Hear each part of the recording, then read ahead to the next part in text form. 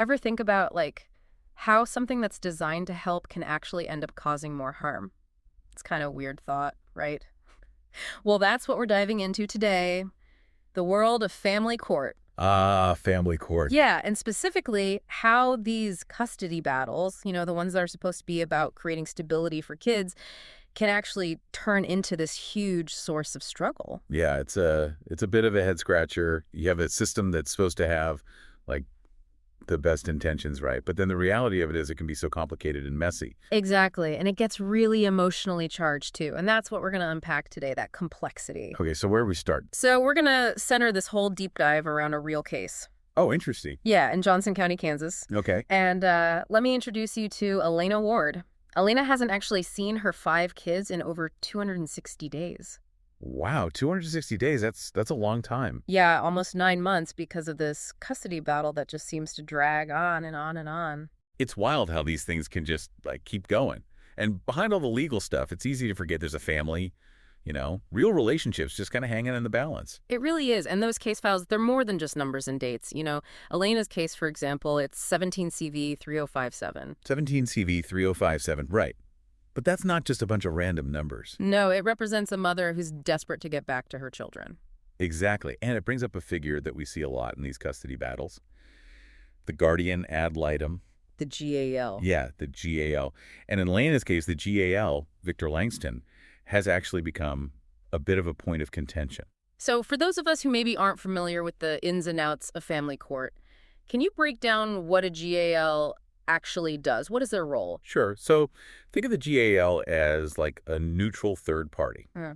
The court appoints them to represent the best interests of the child. So they're kind of like investigators gathering information, interviewing everyone involved to figure out what situation is really best for the child. So they have a lot of responsibility then. They do. They really do. Particularly in custody disputes. They're like the child's voice in the courtroom. So their opinion, their report, it could really sway the judge's decision. Absolutely. And while most GALs, they're operating with the best intentions, it's important to remember it's still a system that relies on, well, human judgment. And wherever you have human judgment, you have the possibility of things getting a little, Subjective. exactly, subjective. And there have been cases, not just Elena's, where concerns about bias or even just potential overreach have been raised. And that's what makes this whole thing so tricky, because it's not just about one case in Kansas, is it? We're talking about something bigger here, something systemic. Unfortunately, yeah, you hit the nail on the head there. There's a ton of research out there, and it suggests that these proceedings, they don't always treat everyone fairly. Like that 2001 study from the University of Sydney. Exactly. That one found that women, in many cases, they face an uphill battle in these family law proceedings. It's like those existing inequalities in society, they can creep into the legal system too. It's like that old saying, justice is blind, but the people who serve it aren't. And when you look at a case like the Turner case back in 2014, it gets even scarier. What happened in that one again? A mother lost custody of her children after filing for a protective order because of domestic violence. Oh, wow. I mean, That's hard to wrap your head around. it really is. Yeah. And it just goes to show things like access to good legal representation or even just basic financial resources can make a world of difference. It creates a very uneven playing field. Trying to navigate that system without the right support, it'd be overwhelming. Totally. But going back to Elena's case, one thing that stood out to me was that she's actually taking steps, being proactive in trying to get back with her kids. Like what? Well, for one, she filed motions to have some of the psychological evaluations, which are used a lot in custody cases. She wants those thrown out. Oh, interesting. So she's questioning the validity of those evaluations. Yeah, she's basically saying they shouldn't be considered. That's a bold move. I mean, those evaluations can really make or break a case. Exactly. And on top of that, she's run into roadblocks trying to access certain records that she thinks could be really important to her case. Huh. For those of us who haven't been through this, can you explain why access to specific records would matter so much in a custody battle? Sure. Imagine those records. They might have info about the kids' well-being, the family dynamics, details that give the judge a more complete picture of what's going on. Right, so it's about fairness, making sure the court sees the whole picture. Exactly. Not just a carefully selected version of it. Mm-hmm. And through all this, we can't forget about the emotional toll these legal battles have. I mean, it's got to be so hard on the kids, right? Oh, absolutely. I Yeah. mean, they're caught in the middle of something they probably don't even fully understand. Plus the separation, the uncertainty, it's a lot for anyone, especially a child. And sadly, it's something that happens all too often. According to a 2020 American Bar Association survey, a lot of people going through family court, they don't actually have proper legal representation. Seriously, that's like going into a boxing match with one hand tied behind your back. It's true. And it makes that system even more daunting and confusing to navigate. Especially when the stakes are so high. Exactly. But there's a bit of hope here. Oh, yeah. There's a growing movement for family court reform. People are finally starting to speak up. It's about time, right? What are some of the things these advocates are asking for?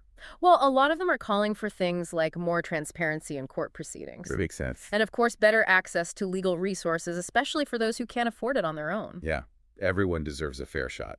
It's also about tackling those systemic biases we've been talking about head on, making sure that the system designed to protect families is actually doing what it's supposed to do.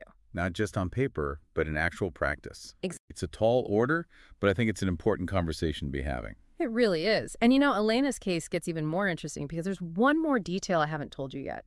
In October of last year, she filed a federal complaint, and in it, she alleges that her 14th Amendment rights were violated. Whoa, hold on. 14th Amendment as in the Constitution. That's the one. Okay, now we're talking about something totally different. We've gone from family court to civil rights territory. So what does that even mean, the 14th Amendment, in this context? Well, the 14th Amendment is all about guaranteeing equal protection and due process under the law. Okay, so in plain English, what does that mean for Elena? So basically, due process means she has the right to a fair hearing, a chance to present her case before a judge makes any decisions. Right, makes sense. And equal protection means that the law should be applied fairly to everyone, no matter what their background is or what their circumstances are. So what she's saying is that she was denied those basic rights. That's what her complaint alleges. Wow. I mean, if that's true, it could have huge implications, not just for her case, but for other similar cases moving forward. Exactly. It's a pretty big deal. But it's important to remember that this is still an ongoing case. Yeah. We don't want to get ahead of ourselves here. No, we have to let the legal process play out. But even so, Elena's story, it just highlights how complex this whole family court system is. No doubt about that. We've talked about the emotional roller coaster, those potential biases, the crucial roles that everyone from the GAL to the judges plays. And this one case, Elena's case, it's become kind of a symbol of a much larger conversation that we need to be having. It's about time we start talking about this more openly. It's about time we start listening to these stories and figuring out how to make the system better. For everyone involved. And it can really feel like your life's just like on hold, like you're stuck waiting for this system to churn along. It's like being trapped in limbo. Exactly. And that brings us back to this whole thing with the Guardian ad litem. Yeah, the GAL. We've been talking about Elena's situation, and in her case, the GAL, Victor Langston, has actually become a point of contention, right? Right. She has some serious concerns about his involvement, which made me wonder, are there systems in place to ensure that these GALs, that they're actually impartial? Because they have a lot of power, don't they? Oh, they absolutely do. I mean, ideally, you want to make sure they're acting totally in the best interest of the child. No outside influence, no personal bias, none of that. Because if that role gets compromised, it just throws the whole idea of fairness out the window. Exactly. And while there are ethical guidelines, professional standards, things like that, they're supposed to follow, at the end of the day, it comes down to human judgment, right? And that's where things get tricky. It's true. I mean, we've seen it time and time again. Wherever you've got human judgment involved, there's always that chance for bias to creep in. Which brings us right back to those systemic problems we keep coming back to. It's not just about individual cases, is it? Not at all. It's bigger than that. It's like these problems, they're woven into the very fabric of how family court operates. That's a good way to put it. And all too often, those problems, they end up having very real consequences. Especially for people who are already at a disadvantage. Like, remember that study from the University of Sydney we talked about earlier? The 2001 one. Yeah, that one. That wasn't just like some theoretical discussion. They had hard data showing that the way things are set up, it can make these legal battles incredibly difficult for women. And it's cases like the 2014 Turner case that just drive that point home. A mother loses custody after filing a protective order because of domestic violence. It's like, That's heartbreaking. it's hard to even process. So it begs the question, what can we do? I mean, we've talked about the emotional strain, the potential for bias, how these issues can have real-life consequences for families, but where do we go from here? Well, the first step is acknowledging there's a problem, right? And that's why movements like that community petition we discussed, they're so Oh, important. yeah, with the testimonials. Exactly. It's people, everyday people, families who have been through the ringer. They're the ones standing up and saying, enough is enough. We need something better. It's about putting a human face on these issues. Because it's easy to get lost in the legal arguments, but when you hear those stories, It changes everything. it makes it real. Those stories have power. They can really shine a light on these problems, help people understand, create empathy, and hopefully that's what leads to real change. And that's what's so powerful about Elena's story, right? This isn't just some legal battle playing out in a vacuum. It's a human story, a mother who just wants to be reunited with her kids, a family trying to navigate this system that often feels designed to work against them. And sadly, she is not alone. There are countless other families out there going through the exact same thing. Which is why it's so important that we talk about it, that we don't shy away from the difficult stuff. 100%. And speaking of difficult stuff, there's another layer to Elena's case that adds a whole new dimension to everything we've been talking about. Her decision to file that federal complaint. Remember how we discussed that? She's alleging that her 14th Amendment rights were violated during this whole custody battle. Right, right. And that's not something to take lightly. We're not just talking about family court anymore. We're talking about potential civil rights violations. Yeah, that's a whole other ball game. I mean, to be told that your fundamental rights were violated, especially in a situation as intense and emotionally charged as a custody battle, it makes you wonder. What recourse do people have when they feel like the system has failed them? Exactly. And Elena's case, it really brings that question to the forefront. And depending on how this all plays out, it could have huge consequences for how these cases are handled moving forward, It could set a precedent. potentially. Now, you mentioned earlier that the 14th Amendment guarantees equal protection and due process. Can you break that down for us a little more? What do those terms actually mean when we're talking about family court? Sure. So, equal protection in this context. It means that the court has to treat everyone fairly, no matter their gender, their financial situation, any other protected characteristic. A parent's rights shouldn't be thrown out the window just because of who they are or what they can afford. So it's about leveling the playing field a bit. Exactly. And due process, that means everyone has the right to a fair legal process. They have a right to present their side of the story, to be heard by a judge who is impartial. It's about ensuring a basic level of fairness. Exactly. So what Elena's alleging is that somewhere along the line, those basic rights, they were violated. That's the gist, yeah. Which is why this whole thing is so significant. It's a reminder that even in family court, those constitutional rights, they still apply. They don't just disappear because it's an emotional situation. Exactly. And her case, it could have a real ripple effect, encouraging other courts to be extra careful, making sure those rights are upheld. It's about holding the system accountable. 100%. But of course we have to remember, Elena's case is still ongoing. It is. We have to let the legal process do its thing. But even as we wait to see what happens, Elena's story, it forces us to confront the realities of family court. It's not always pretty. We've got the emotional toll on everyone, the potential for bias, the roles that the GAL, the judges, everyone plays.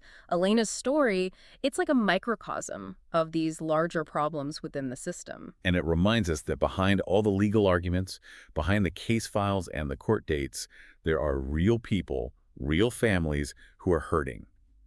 And their stories deserve to be heard. And it's not always just about the parents, is it? I mean, there are other people involved, other people who are affected by these custody battles. That's a really important point. It's easy to get caught up in that parent versus parent narrative. Yeah. But there are other characters in these stories. Right. It's like a whole ecosystem. You've got the GAL, but then you've also got the judges, the therapists, all these people playing a part. Exactly. We've talked about the GAL's role, but what about the judge, the one who ultimately decides where the child ends up? And the therapists, they're the ones evaluating the family, making recommendations. It's easy to forget how much influence they have. It's huge. Yeah. And, in Elena's case, Judge Randolph Steele, he's the one overseeing her custody case. And then there's Sabrina Whitfield, the children's therapist. Both of them are actually named in her federal complaint. Right. The one alleging those 14th Amendment violations. That's the one. And while it's not our place to speculate about what exactly happened, it does highlight a critical point here.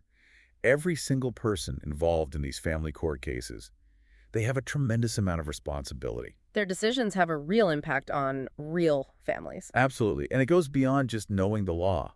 It's about acting with integrity, being transparent, having compassion for these families going through something so difficult. Because when those things are missing, it just makes the whole system feel broken. Exactly. Mm. And it makes people lose faith in the system, which isn't good for anyone. And, it's not about saying one side is right or wrong. It's about asking, is this system actually doing what it's supposed to be doing? Is it actually protecting families? Right? It seems like there's a lot of work to be done. There is. But awareness is a huge first step. And then it's about putting things in place to prevent these issues from happening. Things like ethical guidelines, better training for everyone involved, more transparency in the courtroom. Making sure everyone is on the same page. Exactly. Because at the end of the day, the most important thing should be the well-being of the child. Everything else, all the legal back and forth, it should come second to that. Couldn't agree more. Well, this deep dive into family court, it's been a lot to process. It's complicated stuff. It is. We've talked about the emotional toll these battles take, the complexities of the system, the potential for bias, the roles of everyone from the GAL to the judges, the therapists, and it's clear that this is an issue that touches so many lives. And, behind every single case, every legal document, there's a human story. Like Elena's story. Yes. And it's a reminder that these aren't just abstract legal issues we're talking about. These are real families, real children, trying to navigate a system that can often feel, well, overwhelming, to say the least. Absolutely. And we'll definitely keep following Elena's case and provide updates as things develop. It'll be interesting to see what happens. It will. But in the meantime, I think the biggest takeaway here is the importance of having these conversations, of shining a light on the parts of the system that aren't working. Because that's how things change. You raise awareness, you start a dialogue, Hmm. and hopefully that leads to concrete action, to reforms that make a real difference in the lives of these families. It's about demanding better. Exactly. For everyone involved.